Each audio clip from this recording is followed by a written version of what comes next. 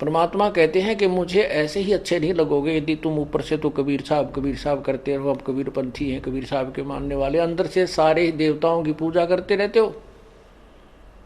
आन खसम से हंसत है वो चंडी चोर चुड़ैल। परमात्मा इतने नाराज होते हैं। कहते हैं परमात्मा 100 वर्ष सतगुरु की पूजा एक दिन आन उपासी, वो अपराधी आत्मा फिर पड़े काल की फांसी। 100 वर्ष तो ये साधना करते रहना जो हम आपको बता रहे हैं, और एक दिन अन्य पूजा कर लेना, परमात्मा कहते हैं वो अपराधी आत्मा पड़े काल की फांसी। तो ऐसी गलती क्यों करेंगे हम?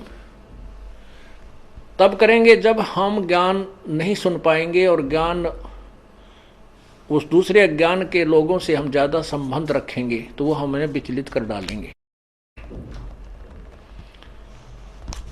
यहां जींद के अंदर एक रमेश जैन भक्त है, अब भी हमारा सेवक है वो।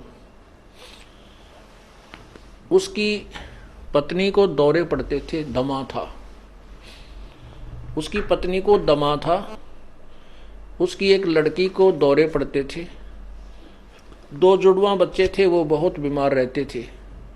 महीने में 2-2, 3-3 हजार रुपए का उनका डॉक्टरों का मेडिकल का खर्चा होता था। एक भक्त ने उनको समझाया कि आप हमारे गुरुदेव से उपदेश लो, कबीर परमेश्वर की शरण में आओ, आपके सब झंझट मिट जाएंगे। काफी कुछ कहने से उन्होंने मान लिया, और फिर वो टर्म एंड कंडीशंस भी बता दी उसको कि ये नहीं करना आपने। जब तो उन्होंने मान लिया ठीक है, हम तो बहुत दुखी हो गए हैं, इनको पूजा करते करते और साधनाओं से हमारी दुर्गति हो रही है, तो हम क्या करेंगे, हम नहीं पूजेंगे उनको। उन्होंने उपदेश ले लिया। उपदेश लेने के बाद उस बहन के 2-3-4 महीने तक कोई दमा नहीं, लड़की के दौरे पड़ा करते, उसका कोई दौरा नहीं, बच्चे स्वस्थ हो गए। वो तो इतनी खुशी मनाई, ओहो हे भगवान, भगवान मिल गए हमें तो। परमात्मा कहते हैं पर्वत पर्वत में फिरा, कारण अपने राम, राम जैसे संत मिले जिन सारे सब काम। अब क्या हुआ कि उसने वो 3-4-5 महीने के बाद ये गुग्गा पीर का दिन आ गया, गुग्गा नौमी आ गई। उसकी पड़ोसन आई, कहने लगी है कमलेश, और गुग्गा की पूजा नहीं करी तूने? वो बोली ना हम ना करा कर, हमने छोड़ दी, मारे तो जो ना गुरु का नाम ले लिया। वो किसी और पंथ से संबंधित थी, वो दूसरी लड़की जो बहन आई उसके पास, वह कहने लगी नाम तो हमने भी ले रखा है, पर पूजा सारी करनी चाहिए ना, तो ये नाश कर देंगे, उनका फलाना करना ना। वो अपने पंथ के उसके विषय में बताने लगी कि ऐसे उसने हमारे पंथ का है कि उन्होंने ये पूजा छोड़ दी थी, उनका एक का बेटा था वो मर गया, अब तो भाई सारी पूजा करते हैं, और भी वो भी करने लग गए। तो वह डर गई कि कदे भाई सजो गुग्गा पीर दुखी कर दे, उसने वो पूजा पाजा अपनी कर दी। पूजा कर दी तो अगले दिन वो लड़की तो दौरा पड़ने लग गया। उस कमलेश ने सांस नहीं आवे, दमा हो गया, न्यू का न्यू, और दोनों लड़कों की तबीयत खराब है। अब उस सेठ लाला जी को पता नहीं था रमेश को क्या गड़बड़ कर रही है नालायक। वो घर पे आया और वो कहा ऐसा स्थिति फिर होगी। उसने उस भगत से संपर्क किया कि भाई मारा तो फिर होगी भाई बात, कोई फायदा नहीं हुआ। वो बोला भाई ऐसे कैसे हो सकता, 2-4-5 महीने तेरे ऊपर ऐसा मेहर बख्शी है, आज कैसे नहीं हो सकती है, कैसे मानूं मैं तेरी बात, अब देख ले चाल। वो दोनों आगे, वो दोनों आगे तो क्योंकि हमें पता है कि परमात्मा की मर्यादा भंग होने से ही काल प्रवेश कर जाता है। या तो सीता के चारों तरफ जो लक्ष्मण ने रेखा खींची थी ना, ये लक्ष्मण रेखा समझना मर्यादा भगवान की, और इसको तोड़ते ही या दुर्गति शुरू हो जाएगी, तो सीता की हुई थी। अब वो राम कोई बौड़ा नहीं था जो लक्ष्मण ने ये कहा तू या तो आइए मत भूल कर भी, रावत इसको चारों तरफ ये मंत्र पढ़ कर या रेखा खींच देना। अब सीता अपने आप में सियाणी बन गई। जब रावण आया एक साधु का भेष बनाकर भिक्षा मांगने लगा, तो सीता ने कहा कि आ जाओ महात्मा जी, ले जाओ भिक्षा ले जाओ। अब जो ही वो निकट आया उस रेखा के, तो उसमें लपट निकली, रावण 10 कदम दूर खड़ा हो गया। तो उसने कहा कि माई भिक्षा देनी है तो बाहर आकर दो, नहीं तो हम नाराज हो जाएंगे, ये कर देंगे। इसमें तुमने पता नहीं क्या मंत्र पढ़ रखा, ये मुझे आगे नहीं आने दे रही।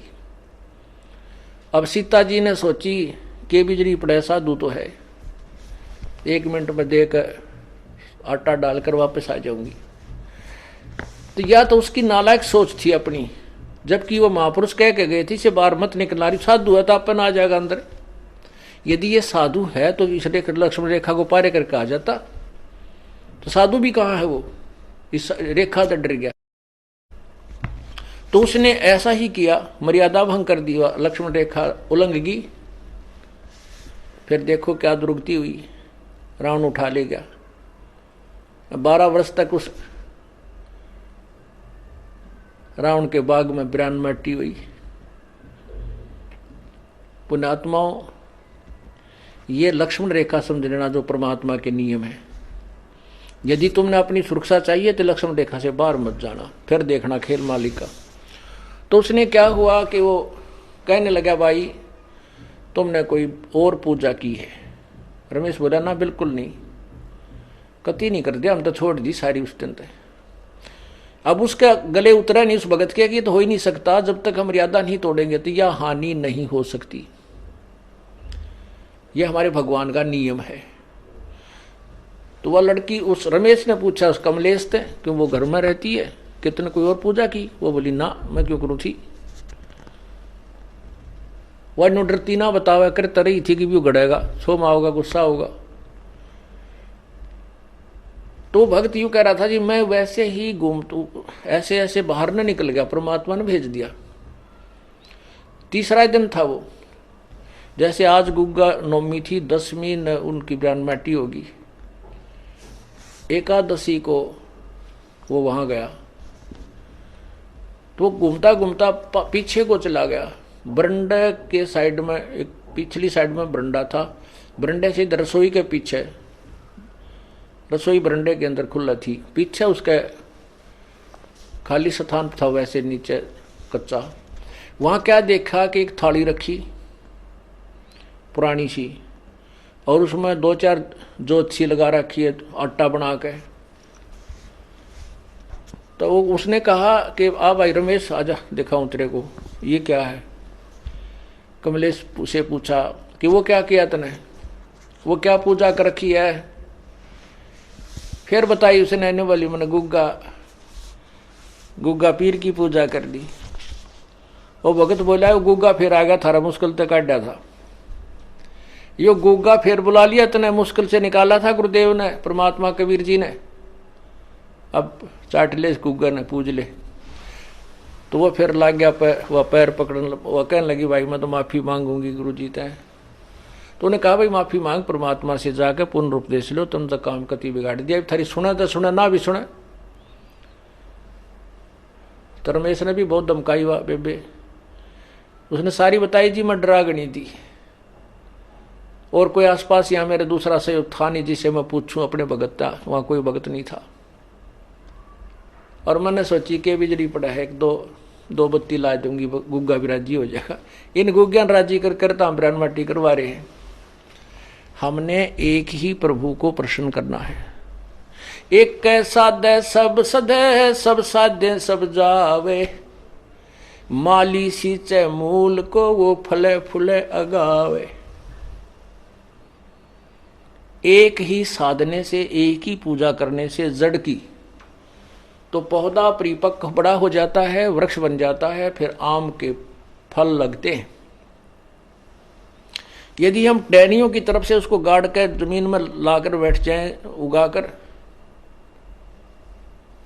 तो सभी पौधा ही नष्ट हो जाएगा। अर्थात शास्त्र विरुद्ध साधना करने से हमारा भक्ति रूपी पौधा बर्बाद हो जाएगा।